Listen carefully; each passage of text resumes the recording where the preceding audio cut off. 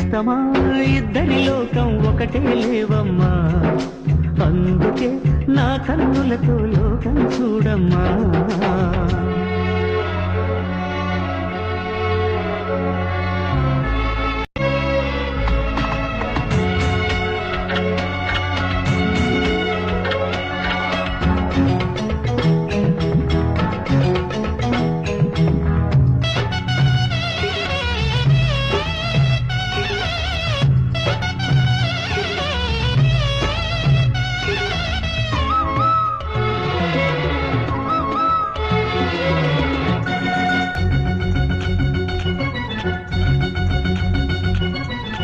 బుగ్గ మీద వెచ్చని సిగ్గు వచ్చినప్పుడు దానిని అడుగు, ఎర్రదనం అంటే చెబుతుంది.